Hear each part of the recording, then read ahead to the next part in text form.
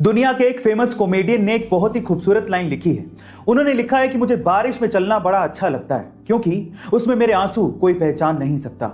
आंसू ये खुशी के भी हो सकते हैं और गम के भी, कभी कभार ये बेवजह भी हो सकते हैं, पर सवाल यह है कि आंसू निकलते क्यों हैं।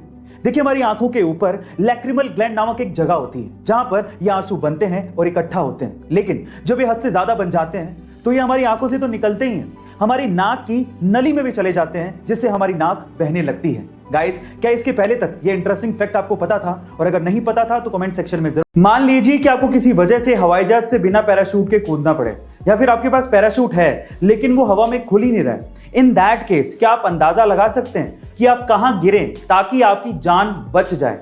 एटलीस्ट गिरने से तो जान ना जाए। आप में से बहुत सारे लोग पानी को चुनेंगे कि पानी में गिरेंगे तो शायद बच जाएंगे, लेकिन यह गलत है। पानी में गिरना उतना ही खतरनाक है जितना कि कंक्रीट की जमीन पर गिरना, क्योंकि पानी कंक्रीट की जमीन के जैसे कंप्रेस नहीं होता, वहां पर आपके जान जाने का खतरा ज्यादा है।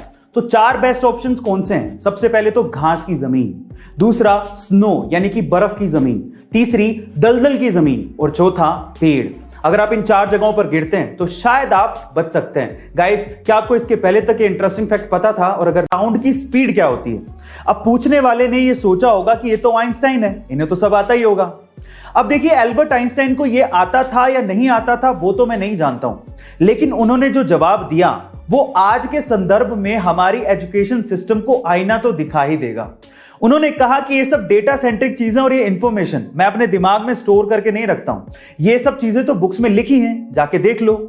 इनफैक्ट उसके बाद जो उन्होंने कहा वो आपको सुनना चाहिए। उन्होंने कहा कि हमारी एजुकेशन को भी ऐसा नहीं होना चाहिए जिसमें हमें चीजों को रटना सिखाया जाए, बल्कि हमारी एजुकेशन को ऐसा होना चाहिए जिसमें हम अपने दिमाग को ट्रेन कर सके कि सोचा कैसे जाता है। गाइस, आप आइंस्टाइन की इस बात से कितना इत्तेफाक रखते हैं कमेंट सेक्शन में जरूर लिखिएगा। और ऐसे अमेजिंग वीडियोस के लिए शेयर, सब्सक्राइब एंड लाइक। मिलते हैं अगली वीडियो में।